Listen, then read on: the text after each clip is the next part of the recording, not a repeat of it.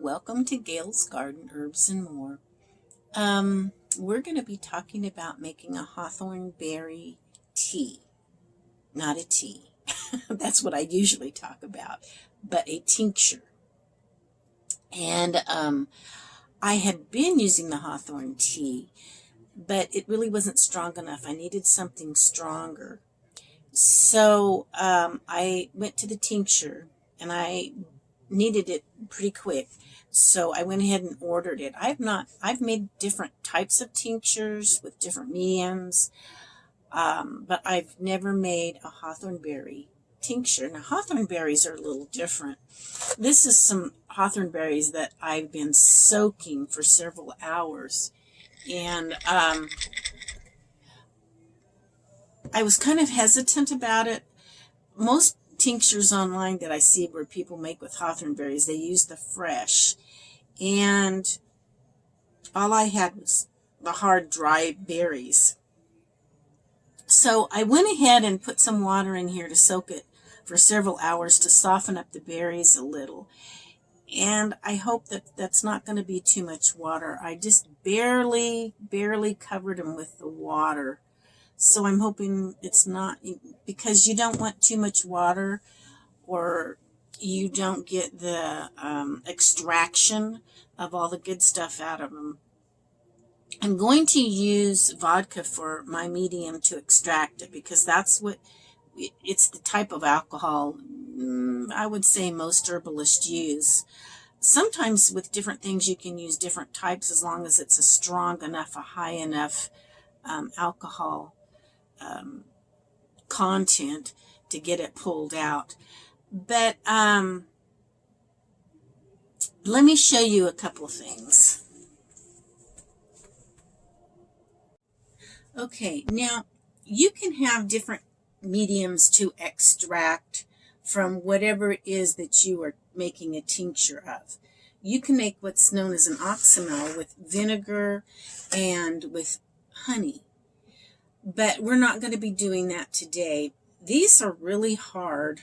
I really want to get all the medicine out because I need that medicine for my heart. I've talked about that before. Now, I can't tell you what to use for your body, for your heart, or whatever you want because your body's different. You may have different problems than I do. You need to do your own research. And maybe what works for me may not work for you, or what works for you may not work for me. Sometimes you have to do a little bit of experimenting. Overall, though, hawthorns have been known throughout history to strengthen the heart and to help with certain heart problems. So it's very well known for that. But you still have a different body than I do, and I can't tell you what to use. I'm just showing you. I'm not a doctor. I'm just showing you what I use, and this has helped me. Let me show you. This is what I ordered from Piping Rockets, a place online that actually I'm finding some pretty good products off from there. But if you'll notice, and it's very liquid, it's dark red, almost like your blood. The berries are dark red too. That's what I want. I don't want it too thick. And the problem with hawthorn berries is that when I have soaked them for a couple days in water, when I was going to grind them up to make a tea, they get real jelly-like. They make a great hawthorn jam or jelly or something. But I just don't eat a lot of jams and jellies because they have a natural jelly-like consistency at that point. I really don't want a jelly-like consistency, though, for my tincture. So I need something that's going to be strong. You need at least an 80 proof or 100 proof. You don't always have to use vodka with certain things. Like this is, what is this? This is a brandy. Now, I don't drink. I'm not a drinker person. I don't drink. I just use the alcohol that I have strictly for medicinal purposes. I know some people make a joke about that. This is just medicinal gulp. I'm very serious when I say that. This stuff would put me to sleep if I drank a bunch of it. I just don't drink. And you don't take much of medicines, just like that little eyedropper I just showed you. I take 2 eyedroppers of that. And anyway, let's go back to the mediums. This is vegetable glycerin. Now, if you're going to do a tincture with glycerin, I did another video with licorice root where I used 60% glycerin, 40% water mixture to tincture with. With that worked good. But now my second time I made it, I did something a little different than what I did on the video with you guys. I tried something and I think it worked better. I don't have my bottle of vodka out here right now, but it also is an 80 proof. So I just barely covered the licorice root and let it sit for about 24 hours in that little bit of vodka. And then I did the rest of it with the 60-40, the glycerin and the water. And I think I got a little bit more of the goodness, the medicine and stuff out of the licorice root that second time. It just seemed vodka is a very good extractor for things. So I'm not going to use the glycerin this time. I'm not going to use the brandy. The flavor of the brandy works with other things really well. I'm not going to do that. I'm not going to do the honey and the vinegar this time. I'm going to do the vodka. And I'm going to go ahead and leave the water because it has already extracted some out of here, believe it or not. Water's a great extractor. It's just not as strong, so you don't get as much with it. But I'm going to get my vodka, and I'm going to fill this up with that. I'm going to take my knife and get all the air bubbles out, and then I'll finish the rest of this video with you. And at the end, I'll probably let it set. Depends how long my tinctures that I already have last. At least 6 weeks, maybe a couple months, maybe longer. I may order some more if I can still get it and let this set for a long time. And that'll be quite a bit of tincture. If I fill it up with the vodka, that's going to be a lot of tincture. And so I'm going to want to let it set for a while and get a lot of that out. It won't hurt it to set longer if I want to let it set longer than 6 weeks or 8 weeks. And when it's finally done, then I'll just, I'm not going to wait that long because all I'm going to do is just strain out the berries and I'll have the liquid I can put in a container and keep. So a jar with a lid, and tinctures last. I want to say forever, maybe not, depending on the tincture. And like I said, I'm not real familiar with making my own, but I know enough about making tinctures I can go ahead and do it. It's just, I'm hoping this will stay liquidy when I make it and not get jelly-like. I don't know how they kept it from getting jelly-like, because in water it does, but I'm hoping with the alcohol that it won't get that jelly consistency to it, that it'll be liquidy and I can use an eyedropper with it. If not, it's okay. I'll just use a spoon and eat it like jam or something on a spoon. But it shouldn't do that. It's kind of like using honey and garlic. When I made that mixture, when you first put the honey in with the garlic in the jar and you let it set, as time goes, the honey gets thinner and thinner until it's more of a thin consistency than your thick honey like at first.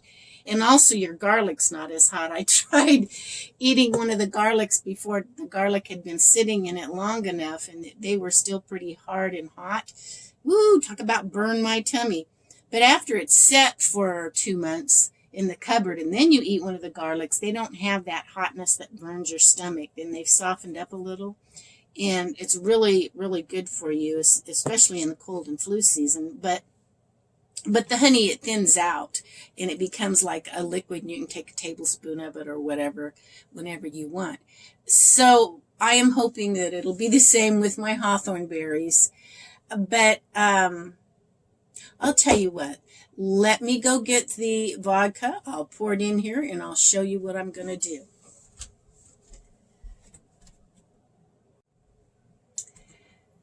It didn't take. The last section of my video didn't take. Okay, I poured my vodka in here. This is vodka poured right on top. I didn't take the water out. I just poured the vodka right on top. So now I always keep my tinctures and my oils in a darker, cooler place. The first couple weeks, at least the first week and probably the first 2 weeks, you want to come by. I'll probably leave this out on the table a while so I don't forget that it needs to be shook. You'll want to come by and just shake it up a little. Maybe take the top off, check, make sure all the fruit's down below. You don't want anything that stays up and gets air and then starts molding. It'll ruin your whole tincture. So that's why you have to keep it stirred and underneath for a couple weeks. What I could do too, let me show you something that I have. Hold on. Okay, this actually is an old, I got this from the Hillbilly Flea Market when I lived in Kentucky. And it actually goes on canning lids. And you used to put like a rubber seal around here, and then you'd flip the thing over on it or something, I guess. I think it's pretty old, but it's glass. They do have things with a little handle, very similar to the same size, that you sit down to hold your stuff underneath. And after a few days, this one will sit on top, so it's too big. What I'll do is get my small one for the small mouth, and that'll just sit right inside perfectly. So because these are made different than those ones that you buy specifically for making your tinctures or whatever you're making, and you need to hold it underneath, all the plant material down underneath your medium. But I use these because they're very, very similar. I have a smaller one I'll use for it. But that helps after the shaking part and all of that. If I put it in there now, it'll just go to the bottom when I shake it. It'll have glass hanging all over. When I'm done with my week or two of shaking and I just want to leave it, I might put that in there. But by that time, the fruit might have got soaked enough that it starts falling and it won't get up above. So anyway, I hope, and don't forget that you need to label this. Let me show you what I do with that. Now, I do have some labels. I have this, and I have other labels. But I'm not going to use my fancy labels. I'm just going to use this tape like this and a pen. And I'm just going to write on there what it is. It's Hawthorne berry tincture and today's date, and I'll know 2 weeks from now that I can probably quit shaking it, and 4 weeks or 6 weeks to 8 weeks if I want to go ahead and use a tincture, I can. So I'll just write that on here and put it on my jar. And I'm not going to bore you with all of that. It's pretty simple. That's how you make Hawthorne tincture. And hi. I'll get down here so I can look at you when I'm talking. I hope you enjoyed this. And if you have any comments or any questions, just leave it in the comments below. And we'll catch y'all next time. Bye now. Give me a thumbs up if you would.